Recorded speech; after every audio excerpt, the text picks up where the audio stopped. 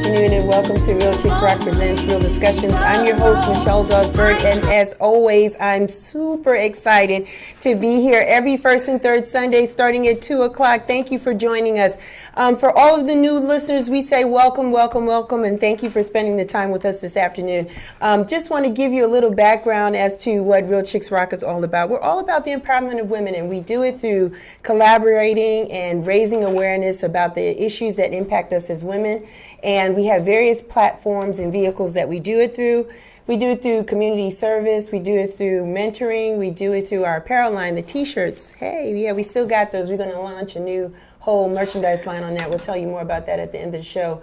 And then we do it through the arts. This particular platform, we've been doing this for quite some time now. We're always excited about being able to be here because we talk about the things that impact us as women, and we bring in people that we feel can weigh in on the subject and the matter.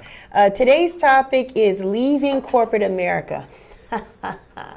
Yeah, I'm laughing because I work for corporate America by day. Even though Real Chicks Rock is my nonprofit, I still fortunately or unfortunately, however you want to look at it, I still work for corporate America. So when I met this young lady about a couple of weeks ago and we had a conversation about her background and the things that she does, I was really excited, and I said, I want to bring you on the show because I want to talk about this.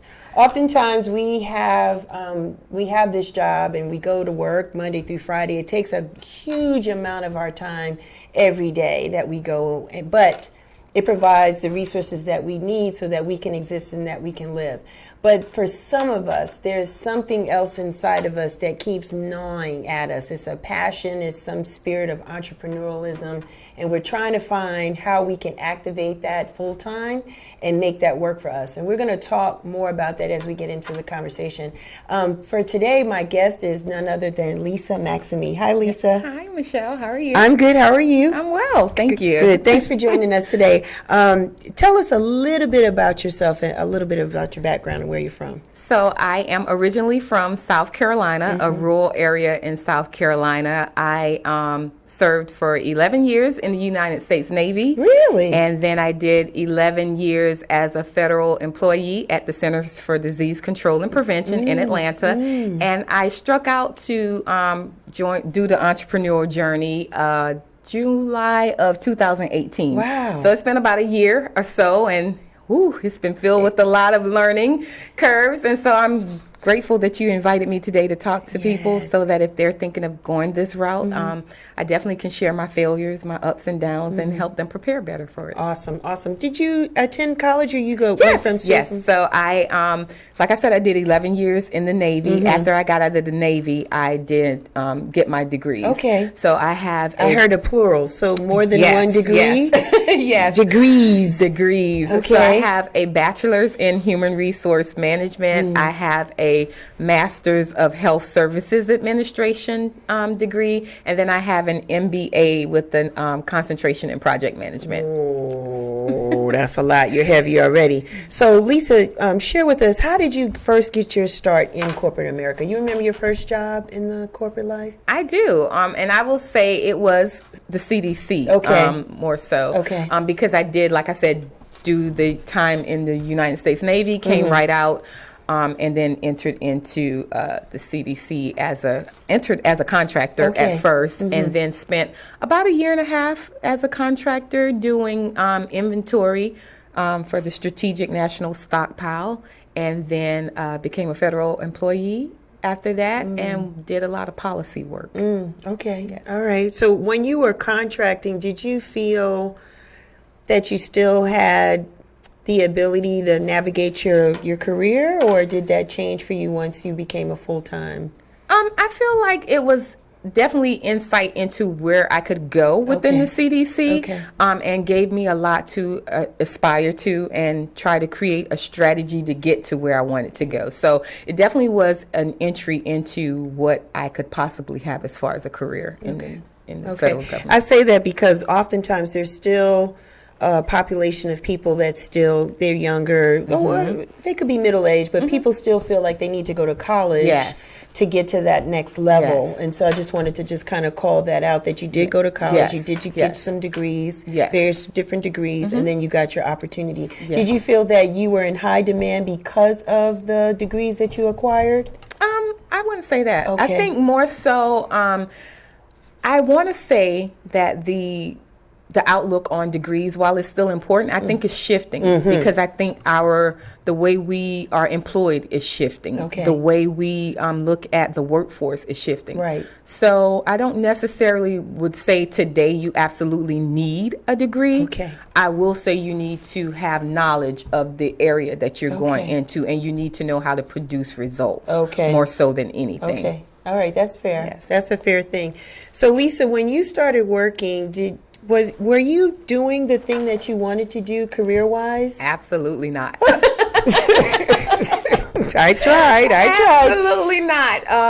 I entered into, it's so funny because when I was in the military, I did a lot of supply chain work.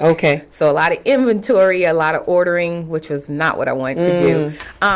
But for aircraft, and when I came out of the military, I knew I needed to get a job, and all I could think of was Lockheed Martin, because they used to provide us with our aircraft parts when I was in the military. And so I applied for a job for Lockheed Martin, and they called back and they said, hey, we have this contract with the CDC. And I'm thinking, the CDC? What is the CDC? Like, it wasn't even on my radar. And so I was hired, and I got in, and like I said, I was still doing a lot of inventory management, which I did not like. But I knew that there was another part of CDC that I would possibly want to be a part of, which was the policy area. And so I started kind of mapping my way on how I could get myself from being in inventory to being a policy maker. So I took a lot of classes that I thought would give me skills that would translate into that area. I took a lot of job assignments that I thought I could use that would have things like forecasting and planning and things like managing programs, those types of things. So I kind of mapped my way into getting to policy. And it sounds like you followed a script in your mind. Like you figured out how to maneuver, how to move, because you want, like, oftentimes we all want a career. Right? We don't want to just go to work and show up and get a paycheck. We want some form of advancement. And it may not necessarily have to be in management per se, but we want to do something different. We want to kind of build our skills. And we just don't want to feel like we're just going to work, right? I agree. Right? I agree. Okay, because sometimes when we're at that current situation, if that relationship has to end, whether it's our choice or theirs, due to layoffs or changing a department or organization, we want to make sure that the time that we spent at the existing company, we got enough that we needed, that we are a value add, right? I agree. To the next opportunity or position that we go to. Oh, definitely. Right? Definitely. So now you're doing the policy work. Are we in the place that we envisioned for what we wanted to do for ourselves? What do you say? We thought we were in the place.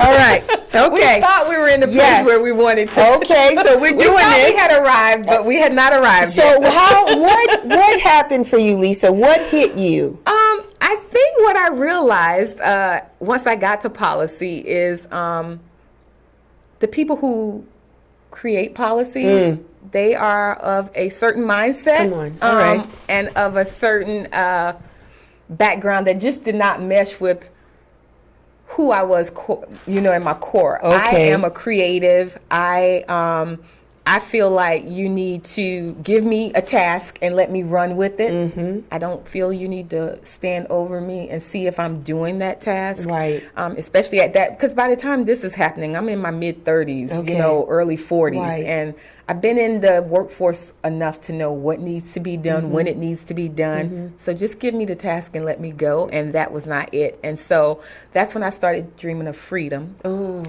which was entrepreneurship. Yes. And so I started trying to figure out, how can I get myself there? Right.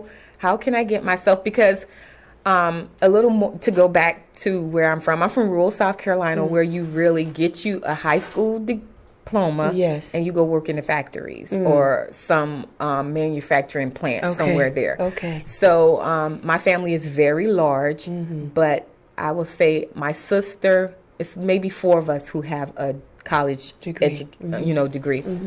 And so a lot of them they would have been like, oh, you just need to be where you are and be, settled. And so I did not have any entrepreneurs in my family. I didn't know anything about entrepreneurship, but I did have dreams of just doing my own thing and trying to figure it out. Luckily, God started placing people in my life, like my good friend Ray here, who is in this studio. She is an entrepreneur. She is, so just talking to her and, dreaming and going over those things like, oh, I want to leave. What can I do? And so my thoughts of entrepreneurship was either you were a plumber or you were an electrician or you were a florist or caterer or daycare. And I wanted to do none of those things. None of those things. So, during one of my stints at the CDC, I actually went to a different department to do some work, and there was a young lady there who was on a contract with the CDC, and she was a freelance writer. And I said, freelance writer, what is that? And she kind of gave me an explanation. And being the researcher that I am, I went home and I researched everything I could find about freelance writing. And it changed my life because I was like, I've always been good at writing, but I'm probably dating myself a little bit. When we grew up, prior to the internet being as big as it is, a writer meant you were writing novels. I didn't want to write a novel. I didn't want to be, writing novels or murder mysteries or anything of that nature. But the internet has changed the game as far as content and how it's needed and how it's provided. And so when I found this out and I started researching, and there were people who were making a really good living online. We're going to talk about that, And I always laugh and say I felt like that episode of The Jeffersons when Florence was like, wait a minute, you live here and you live here? How did we overcome and nobody told me? I felt like, how is this happening? And I did not know about it. And I started digging into how I could start off as a freelance writer. So this was in 2014, 2015. And I was still at the CDC. And I just started taking little jobs on the side, writing blog posts for people, writing bios for people, just kind of putting myself out there that, hey, I'm a freelance writer. And my friends would say, well, hey, I got somebody who needs a resume or somebody needs their LinkedIn profile. Or can you do that? And from there, I just started to grow. And I started to read more and I started to just research this thing until I got to the point where I kind of am now, where I do copywriting, helping people just communicate their brands, the value of their brand to their customers, helping them learn how to market that through writing. And so, it was an evolution. Were you afraid? Were there any fears about just starting? No, I don't think so. I'm one of those people where I feel like I know when you start anything new, there's a period of adjustment and a period of growth.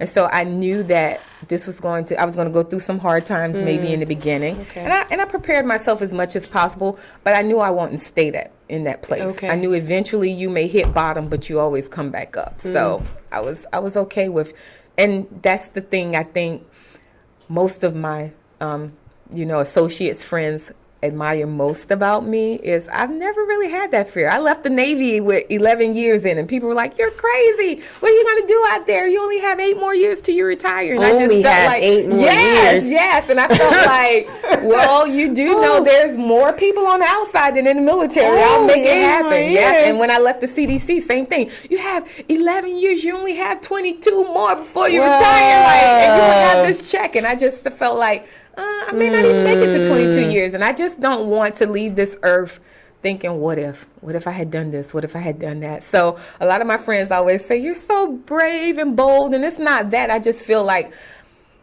to not get out there and see what's on the other side is just, it would be such a disservice, not only to me, but to God for these talents that he's placed in me if I don't use them, So I just get out there and pray that I fly.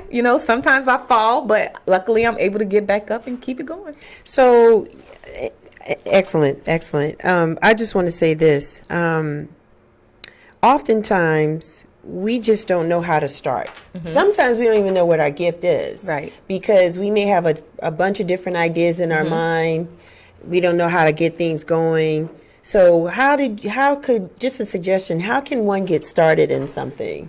one thing I can say is research. People don't like the research. That's true. I've learned that a lot. And I don't mean surface researching. I mean, sometimes you do have to go down that rabbit hole. You do have to see what else is out there and just look around. The internet, I cannot say enough. Google was and is, YouTube, those platforms are phenomenal if you take the time.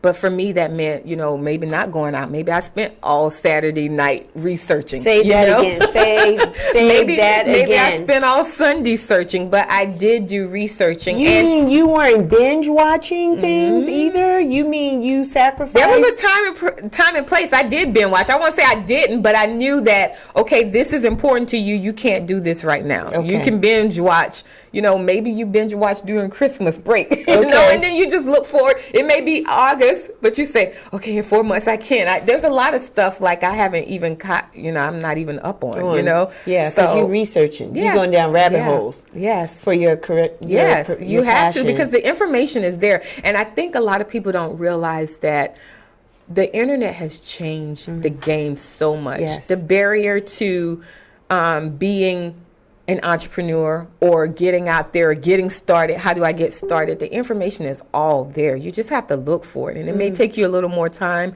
than you want, but it's there. And that's how I learned how to be an entrepreneur. I pretty much, like I said, started with one word, freelance writer. Everything I needed to know about freelance writing came up. And so I think I spent the first 6 months just freelance writing. And then I realized, there's different types of freelance writing. And there's different types of ways to build an online business. There's different types of ways to promote online marketing. What's a copywriter? How does that change, what you're doing? And so I just kept going down those.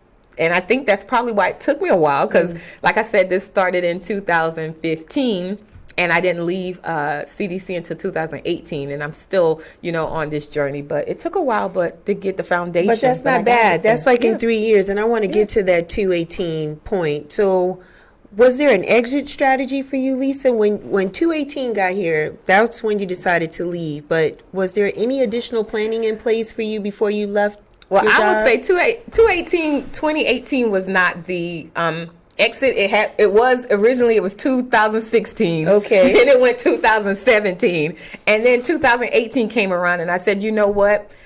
And this is not for everyone. This is just my personality. Disclaimer. Yeah, disclaimer. Take this with a grain of salt. I tend to be more of a procrastinator sometimes, or overanalyzer. Okay. So I felt like for me, CDC was kind of holding me back. I wasn't pushing the way I wanted to, because I still had that net. There was a lot of things that I would say, I'm going to get done. But then I'm like, I'll do it, later. Because every 2 weeks that check was still coming in, So 2018, I said, you know what? When the kids go on, right before school starts again in 2018, I'm going to be out the door. I was like, and Lisa, you either going to fly or you're going to fail. But either way, you're going to have to make it, because once we close this door, there's no coming back. I had to set that limit with myself. I'm not saying that you have to do the same. Right. That was just something I had to do. But prior to that, yes, I did, I think around 2017, I started, kind of like paying off some stuff. I started trying to see like what I was spending, how I was spending things, and looking at stuff of that nature. So I will say, yes, definitely make sure your finances are up to snuff where you got that. Or if not, at least get a part-time job or something to get you going, or know how to get clients, because that was the big thing. But yeah, but that doesn't mean I didn't stumble. I feel like sometimes people think if you plan, everything is going to go perfect. Right. And that's not the case. Sometimes you can plan and things still go wrong. But I think the good thing is just learning how to bounce back from that. Right. Learning that even if I fall, I got to find a way to pivot and go another direction. And so I did a lot of pivoting and adjusting last year, but it's paid off. Yeah, because you're doing it. So what do you do today? How did we meet?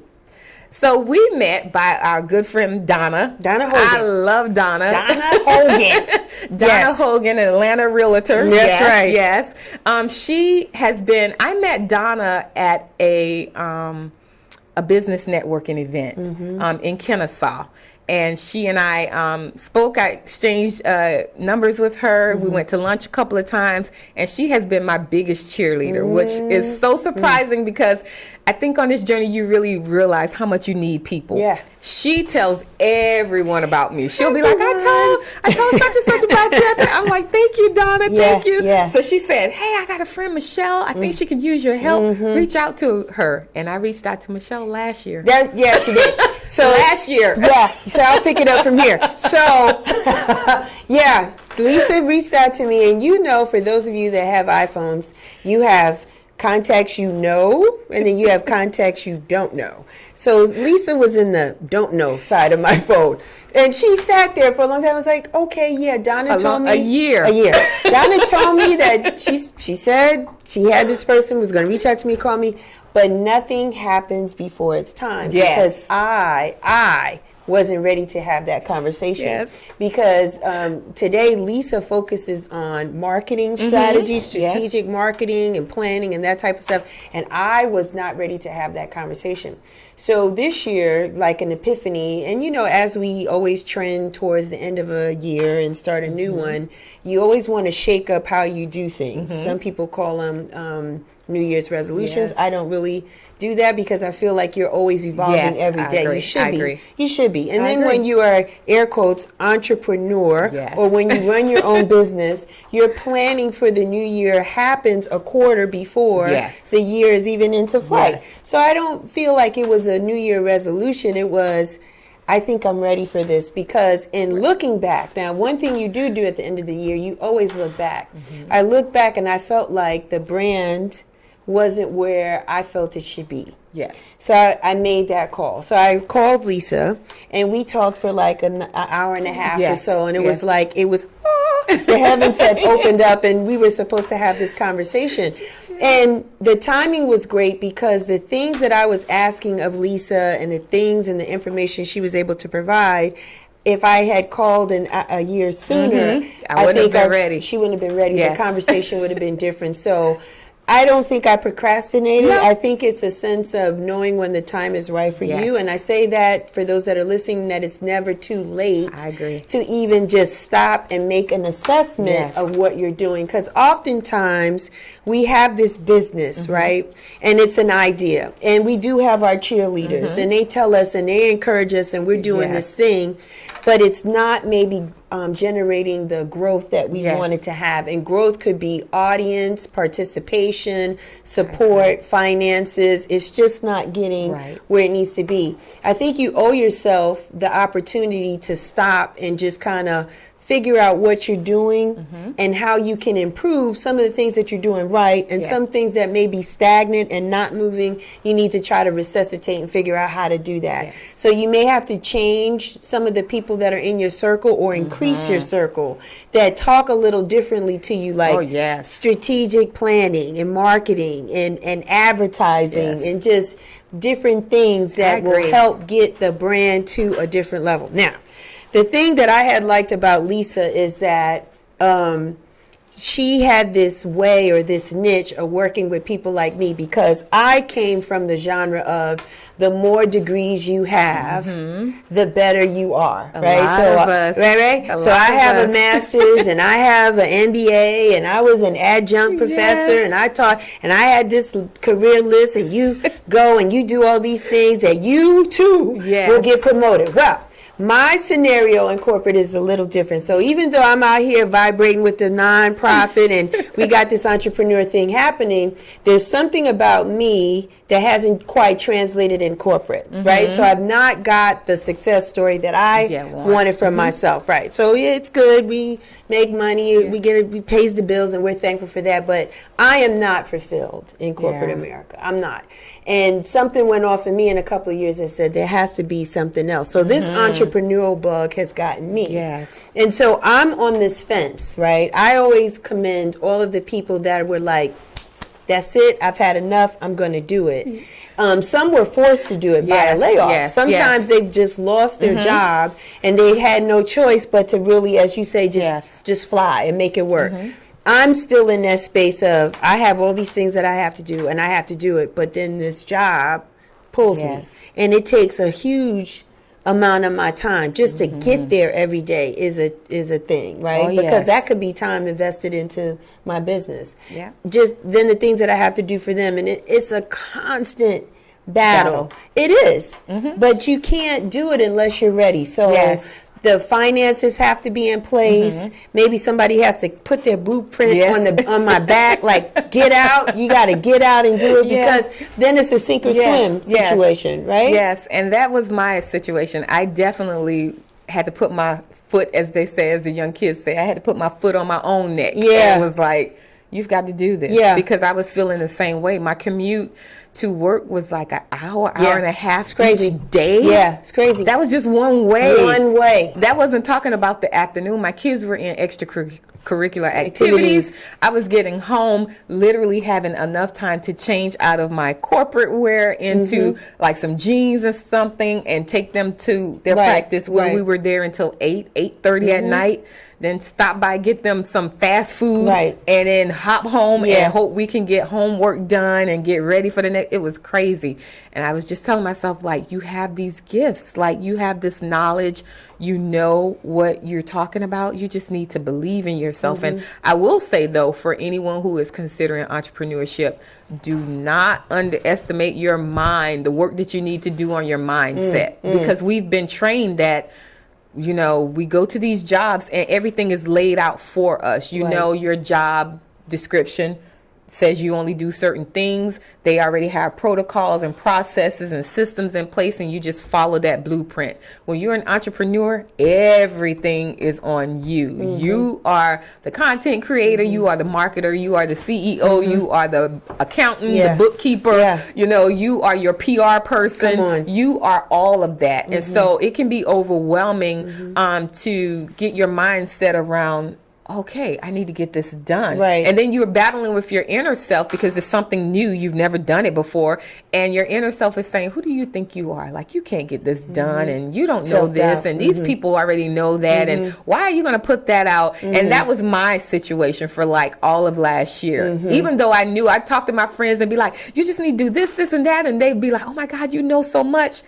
If you look at my social media profiles or you look at marketing for last year, there was none because I was battling with what I was looking at on social media as what I thought was successful and not me, you know, me. And so put your blinders on, put your head down and just do the work. Yeah, I think the thing is that I still struggle with, and I think some other people struggle with too, is that what is it that makes your business unique, right? So why would people seek you versus what's already out there? And that's always a reoccurring nightmare for me because it's always trying to have a clear definition of what that is, that it just translates by itself.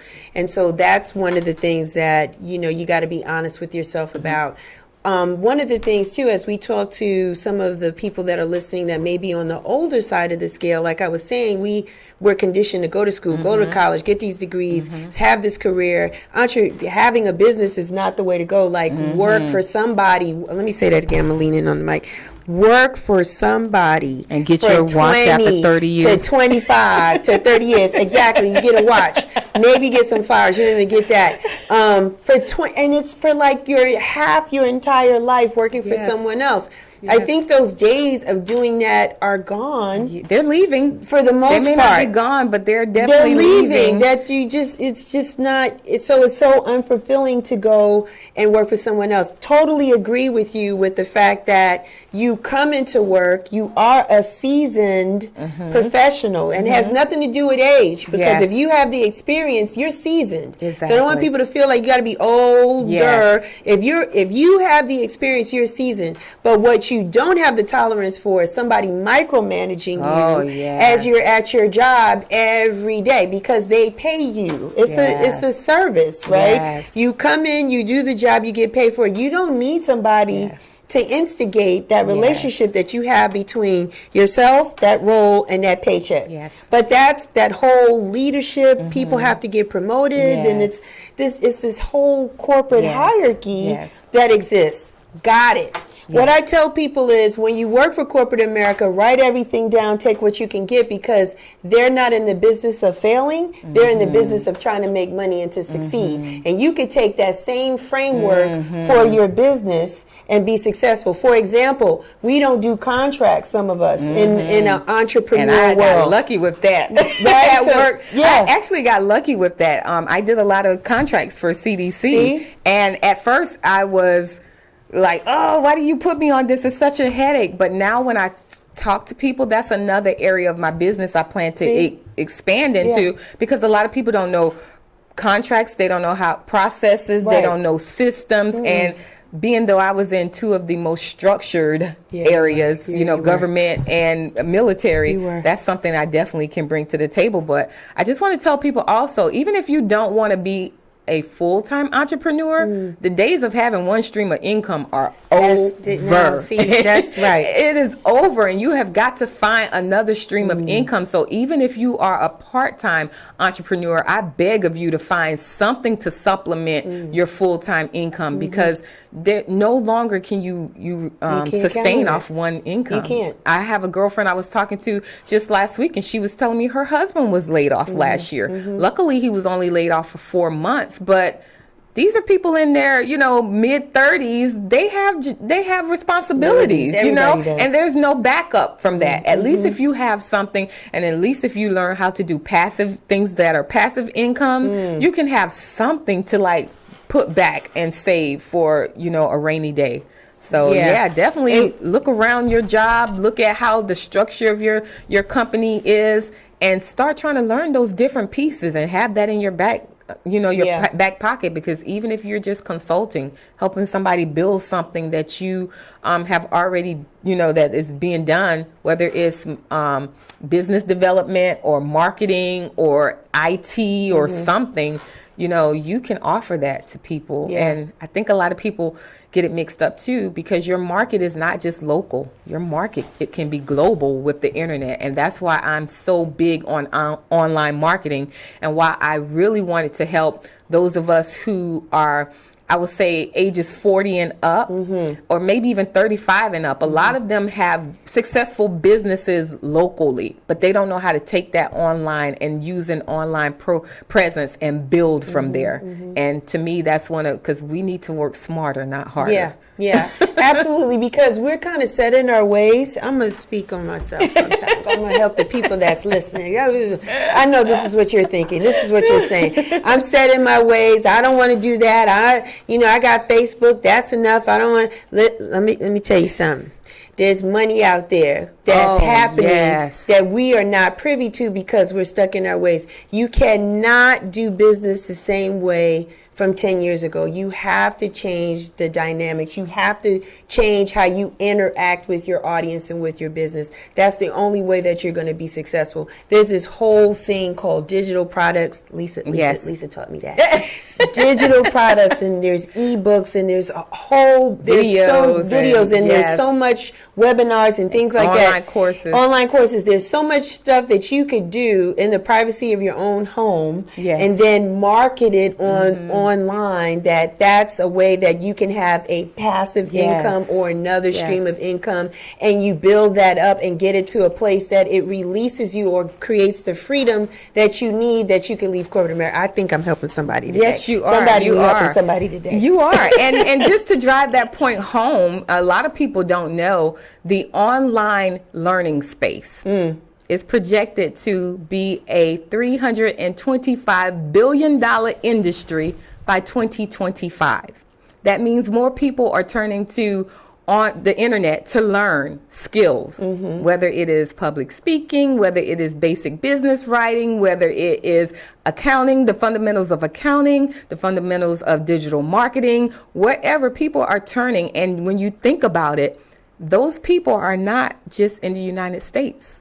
United States is considered a powerhouse when it comes to business. And there are a lot of people from other countries that want to learn what we have to offer. So don't sleep on the strength of building online courses, or just putting yourself out there online. Because what I get from a lot of my friends when I try to bring them into the 21st century with social media marketing is, I don't like to be on I don't want to put my face online. I don't want to put my business out there. I don't, because we grew up, what happens in the house stays in the house. And that is hindering a lot of us, because just going back to your point when you said, how do you make yourself unique? You know what makes you unique? You make yourself unique. Your quirks, the way you speak, your cadence, the things you say, who you are, your family, that makes you unique. And people are nosy, but they are paying big. The people who put themselves out there are seeing a great return on loosening up, themselves. And hey, this is my daughter, she's going to college, you're an internet auntie or internet uncle. They are monetizing on that. You are your brand. You are your brand. So you need to build a personal brand. Yeah, I think you just have to get comfortable with whatever criticisms that will come. Because when you open yourself up, people will always have something to say, right? Whether it's a positive or a negative. You didn't ask for it, good or bad, but they feel if you put it out there, they feel that they have every right to say something about it. So you have to be comfortable with that. Yeah, and I agree that a lot of people, that's what stopped them. I will say I was one of those people. My kids, on the other hand, was like, when are you going to record us? When are you going to record us doing things? And I'm like, no. But I realized that a lot of the financial struggles I had last year was because I closed that part of myself off to people. Because there's a saying in marketing, people buy from those they know, like, and trust. If they don't know you, they're not buying anything from you. I know quite a few social media influencers, and I'm always talking to my friends like, did you see such and such? They made 100,000 last month, blah, blah, blah. And they're like, who are these people? But those are the people who put themselves out there. And if you think I'm kidding, there are people making 120 plus a month. I've seen people make 400 and something a month just from the fact that they've grown this tribe of people who everything that they put out, they buy. Because they put themselves out there, they're transparent in what they're doing, and they're helping people. Now, of course, you got to be helping people. Don't be out there trying to scam people. That'd be nice. That'd be nice if you're helping the folks. But make sure that you're giving them information that helps them in some sort of way. And if you're sitting saying, what can I do? I don't have any of these abilities or skills. Think about the fact that you are doing something now somebody would pay you if they could just skip the process and you provide them that information. So if you're a realtor, somebody wants to know how to pass that real estate test. Somebody wants to know how you studied for that test. How do I market once I get into real estate? Right. How do I set up my marketing materials? Those are things you can easily put an ebook together and say that. And I talked to Michelle about this. She runs a nonprofit. Somebody wants to know how to start a nonprofit. How do you navigate that paperwork? And so that's definitely a stream of income. So there's always someone who wants to know what you know. Yeah. And so you just start from there and you start documenting things that you think can help people. And when you're thinking about it, think about it. People want things that save them time, save them money, and helps them to get, to whatever dream it is they want, whether it is, I want to be able to create content without being stressed out, or I want to be able to have clients and not go on this feast and famine roller coaster. How do I do that? So there's definitely ways that we can supplement our income or even become an entrepreneur. I'm always selfish. I'm sorry. I'm going to try to do better. If you had some questions for Lisa and you wanted to call in, if you had some comments, call 470-251-4343. That's 470-251-4343. I wanted to say this too. Oftentimes we think we know everything. We don't need any help. We know what we're doing. We got this. You need to surround yourself with some people that know things that you're not that familiar with. Yes. Like, I thought I knew a little bit about social media. I don't know nothing on social media. That's why I got a nice intern. I got some assistants helping me because I have to learn. I've learned that I cannot do it myself. You can do it, but you will exhaust yourself trying to do everything by yourself. Yes. And there are people that can do things seamlessly. you need to try to get those people around so you can learn, or they can try to help you do some of this stuff, because you can't do it all. There's so much that we just, especially if you're still in corporate America, because again, the title the topic is leaving corporate America. If you have a full-time job, you can't possibly do everything by yourself. But what I want you to do and realize, if you're really serious about your endeavor, your dream, your passion, your career, you got to invest the time in it. So your days will be long. You will go to work and you will come home and you're spending hours working on your business, because that is where your heartbeat is. That's your passion. You know, I find myself, I can't wait to get home because I want to work on Real Chicks Rock things. So you find that you're not getting enough sleep that you need, or you're getting up early in the morning, you're doing on your lunch hour, you're taking a lunch break, doing whatever you can to try to thrive and develop and grow that business. We don't want you to be discouraged about that, but you got to have a plan. Think about your strategy. How would you leave? When would be the best time to leave? When the kids graduate high school? Is that a good time? Is it 2021? Give yourself a year to really properly plan and save. Do you have to have 6 months saved up in the bank so that you can still pay your rent or your mortgage? I mean, you still have responsibilities, and we want you to be cognizant of that, because you're not going to be successful in just doing it by a whim and a prayer. But if you have this thing, you need to support it with the proper education, the due diligence, as Lisa said, doing the research, understanding, trying to get as involved in it as you possibly can to see if that's the win for you. And you'll be surprised. You go in one way and you're evolving and you're realizing there's so many other things that you want to do. Oh, I think we got a call. Oh my gosh. Thanks for calling Real Chicks Rock. Who's on the line? Hello, ladies. This is Donna Hogan. How are you? Hi, Donna Hogan. How are you? I'm doing fine. I'm enjoying the show immensely. Good. It's because of you we're together here today, Donna. Thank you. Hey, it's all about sharing the love and connecting people who can, like you said, get us what we need and how we want to get there. So one of my questions for you today, Lisa, was, now that we're talking about people either being an entrepreneur, doing multiple streams of income, if they want to retain your services, and that's not quite how to do all of that, do you have like a structured plan? Do they have to retain you for a month, 6 months to get them where they want to go? Or do you have, how does that work?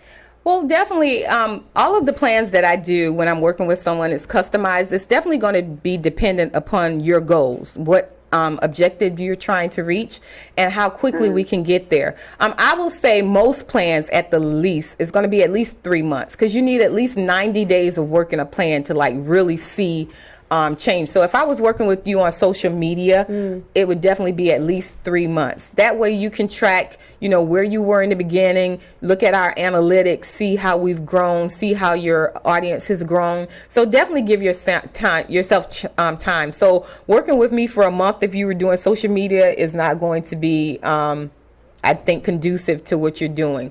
But it doesn't mean that you have to, it doesn't mean that I'm with you every day, but it's check-in calls. I'm definitely one of those people who's always checking in, like, how you doing? You need anything else? What's going on? So I definitely like to check in with people and keep a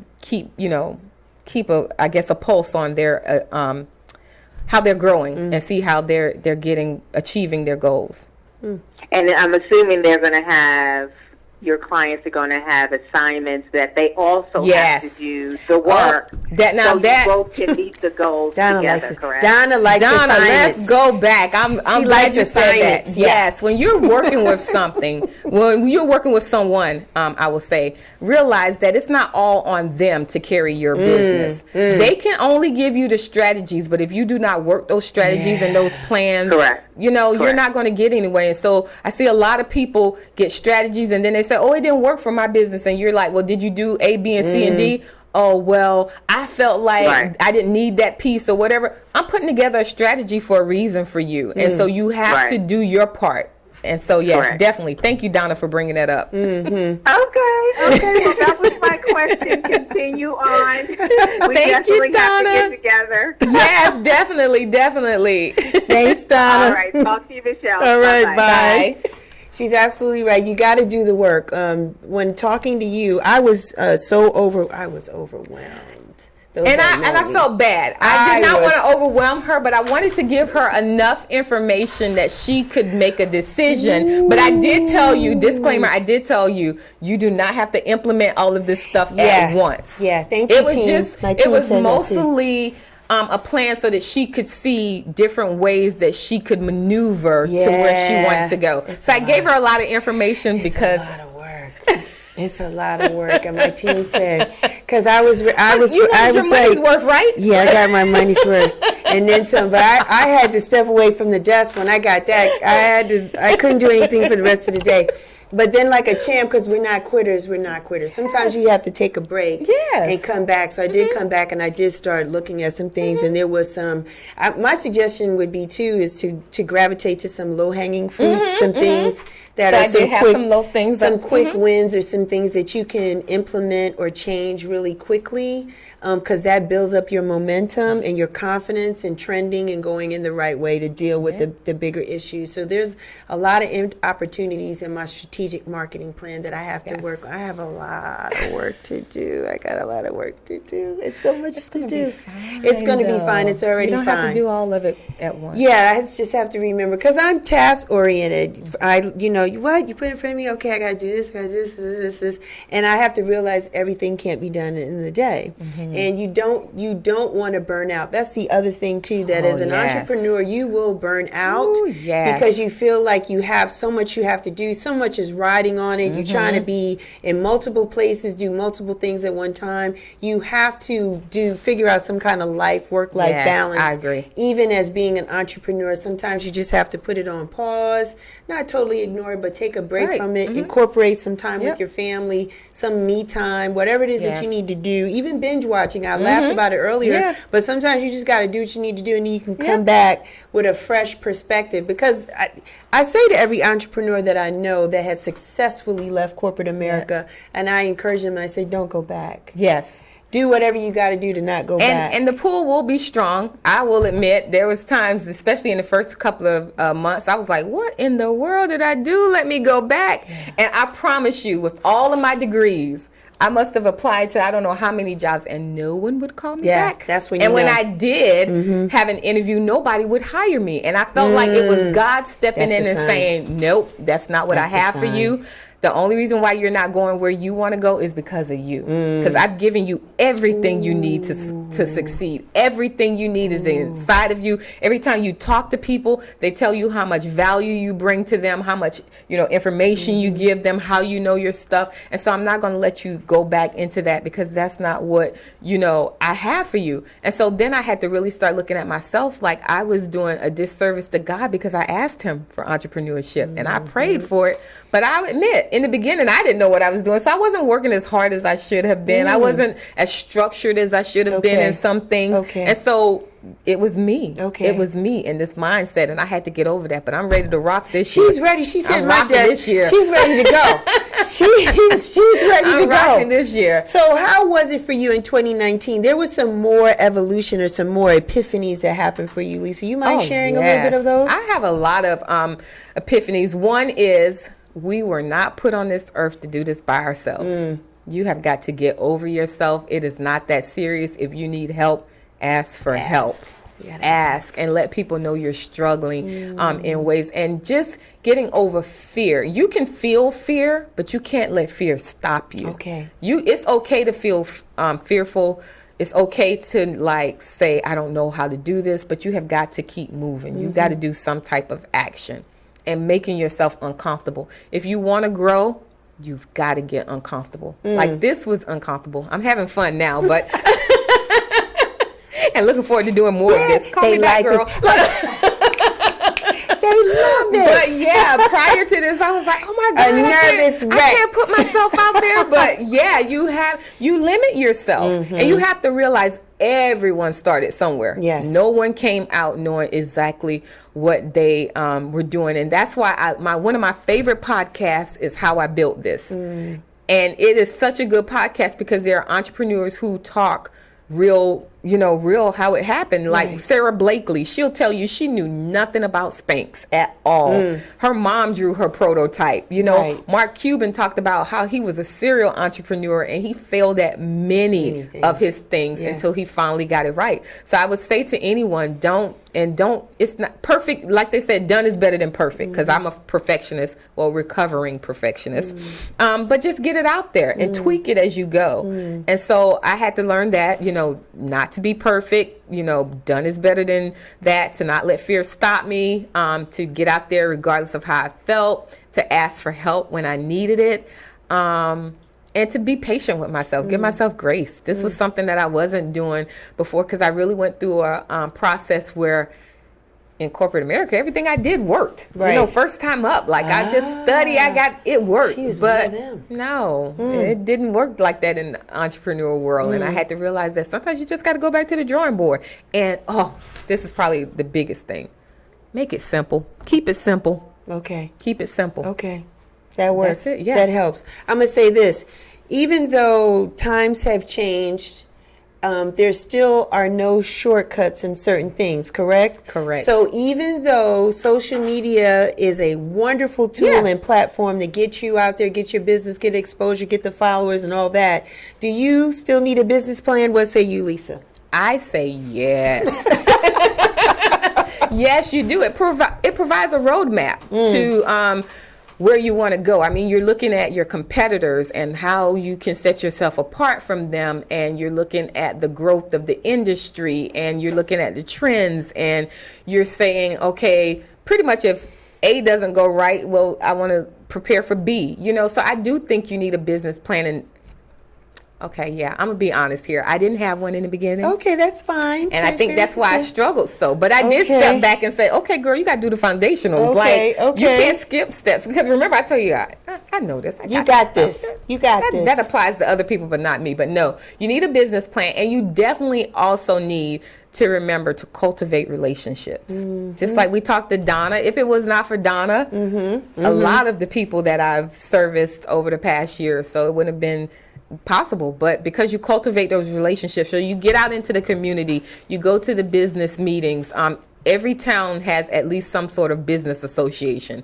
So you talk to the business association. If you're thinking about it, going into entrepreneurship, shadow entrepreneurs. I shadowed a couple of entrepreneurs before I left to kind of get an ideal of their day, what they were thinking, how they handled situations, how they solved problems.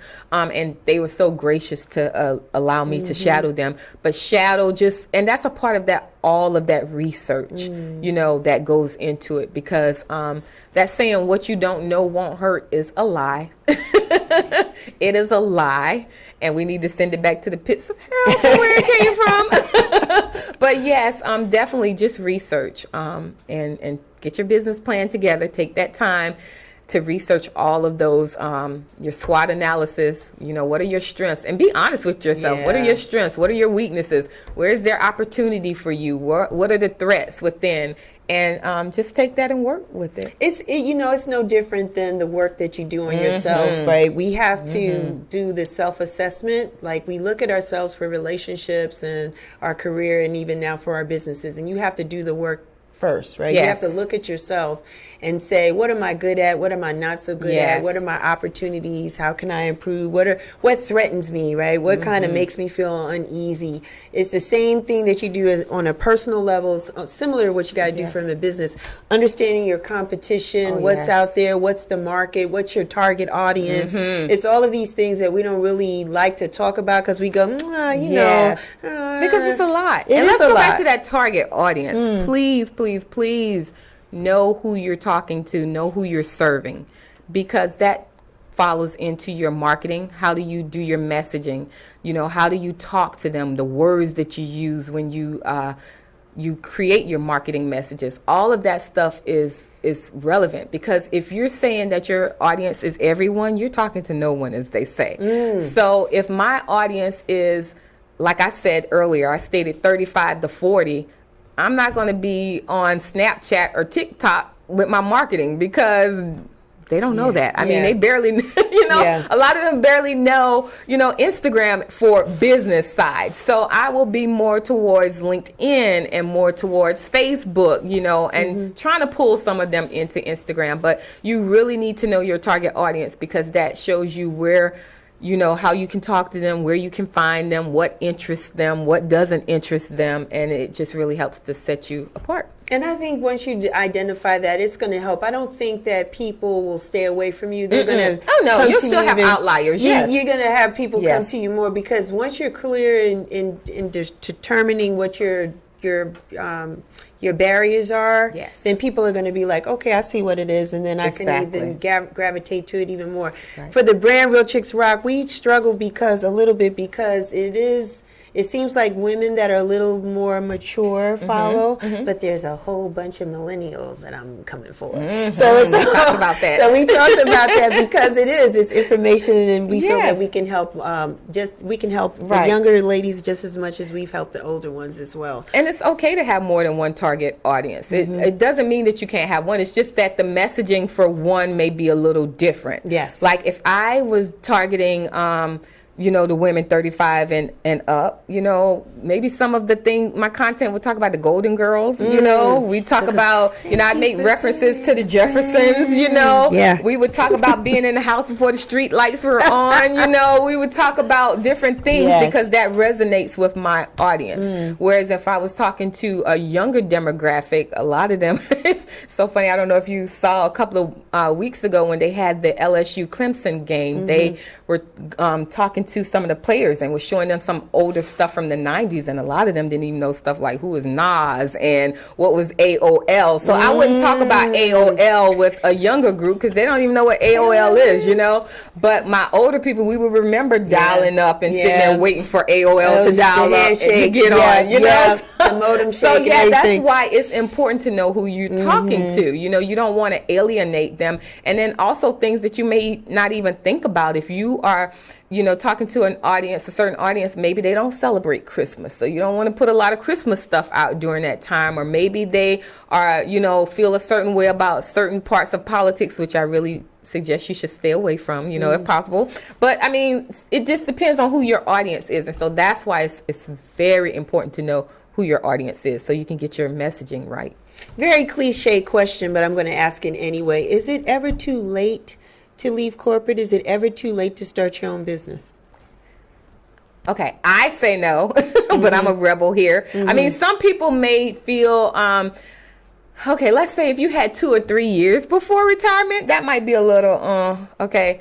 But I mean, I feel like if you just get to the point where this is just really burning inside of you, I say go for it, because you don't know if you have 2 years left to retire, And I'm just all about, when it's time for me to close my eyes, I have no regrets. I've lived life. I've given it my all. Some time, some may work out, some may not. But I say no. It's never too late. Based on your experience, Lisa, I wanted to ask this. You've seen more seasoned or mature type of entrepreneur versus the younger. Is there much of a difference in the way that we take risks? I say so. Yes, I say. Talk about it. Okay, I know millennials get a lot of flack, but I tell you, I am in awe of them because they doing it. They've changed the game. They're pretty much the ones who have taken the internet and have changed the game. And I feel like older entrepreneurs will learn a lot from them. And I feel like because we are hardworking, not saying that they're not hardworking, but we're more educated, we can definitely take some of the things that they are doing and make it our own and make it apply to, our generation. Like for me, I'm an outlier with my friends because I do know a lot about social media. I am like, did you see such and such just brought this house, and girl, my friends have no clue how to use social media for business at all. But because of me, hopefully they will see that okay, there is value in this, and they will try it for their businesses, because I mean, they have great businesses, but just think about how much better it could be if you just, you know, took that one little piece. But yeah, the millennials, oh yeah, they're killing the game. I mean, and it's because of the connection the connection and opening themselves up. Yeah, being very transparent, and not taking themselves so seriously. I think we take ourselves so seriously. We grew up, you know, you had your church clothes, and you had your outside clothes, and you had to look a certain way, and you had to speak a certain way, and you know, you had to make sure that you're not splitting verbs, and you know. Yeah. They don't care. They don't care. They don't care. They will get up there and they say what they want, but hey, it makes other people, you know, resonate with them. They gravitate towards that. Oh, okay, she's you know, imperfect like I am, because sometimes there's such a thing, and I think for our generation, we kind of put on airs sometimes. You know what happens in the house stays in the house, and you act a certain way when you get outside of these walls, you know, but inside we're a hot mess inside. Ooh. But millennials let you see I'm a hot mess outside and inside. And but I'm putting in the work. Yeah, but I'm putting in the work, and I'm doing it. I don't quite know what I'm doing, but this is my dream, and this is what I want to do, and I'm going to let you see my failures. I'm going to let you see my faults and my flaws. And I think a lot of the older entrepreneurs, we feel like we can't show that side of ourselves, and I feel like it's doing a disservice to making you be more human. I can't. There's nothing else I can say on that. I'm going to end on that. So, Lisa, what's next for you? What's going on with you? Well, what's next for me is just building brand awareness, which is what I'm doing today. Hopefully, you guys will follow me on social media. Yes. On my Instagram is at Lisa, Lisad, Maxime, Maxime. And that's pretty much my platform all across. Okay. You know. Okay. So, yeah. So any speaking, any books? Hopefully more. Yes, I'm excited about this. I'm hoping that I can use this interview that I was so graciously invited to you know, get some more speaking engagements, because I'm really passionate about, especially my 35 and up, using this platform to grow their businesses and attract their clients. I hear so many people saying, you know, I can't get clients, or it's so hard to get clients, but you're not showing enough of yourself. Yeah. They don't know who you are. You come and say, buy my stuff, but they don't know much about you. Yeah. I mean, if they knew that you had, you know, 3 kids and little Samantha needed help in college, they may be more, you know, they may be more apt to buy your book, your ebook or something like that, because people really want to help. They really do. They want to support you, but they just need to know, what are they supporting? Like you and I talked about Real Chicks Rock, you know, and I was saying, like, what are they supporting? If you're asking for donations, what are the donations? People need to know that. They need to know, how are you going to use the funds that I give you to accomplish this? And so I think, like I said, older entrepreneurs, we just need to open up more. We need to embrace the social media thing, because it's not going anywhere. We need to get ourselves in front of cameras, you know, no matter how you think, I don't look, I need to do my hair, blah, blah. Get in front of the camera. Open your mouth and let them see the real you, the country accents, the, you know, New York accents, you know, the whatever, you know. So just be you, you know, and that is the only thing that's going to separate you, is how you draw people to you with your personality. Because you're right, everybody's doing everything. And so the only thing that is going to separate you from everyone else is you. Thank you, Lisa. You're welcome.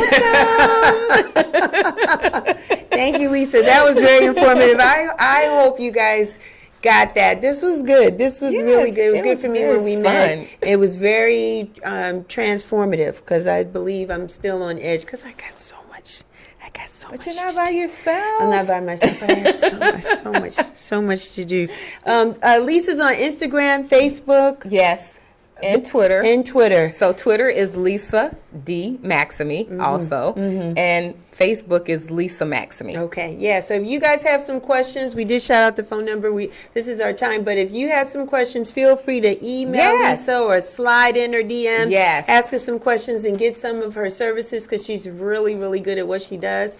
And I think it will shed light on your business and how you think and see things and view things, and start to think about passive incomes, and just really start to put in place the things that you need, so that you'll be able to leave corporate America one day when you're ready to. Right? That's my time. You guys know me. I am everywhere. I'm on Instagram. I'm on Twitter. I'm on Facebook as Real Chicks Rock. I got the website, realchicksrock.com. Go check it out. Subscribe to us on YouTube. We're on Pandora. We're on iTunes. We're on iHeart. Just get at us and follow us and subscribe. Leave comments when you watch the videos. We like that. That boosts up our ratings. We like that, so we'll move up in our search engines and that type of thing. We want to be around. We need you to help us to be around. So that's it. Until next time, you guys take care and continue to rock on. Bye. Bye.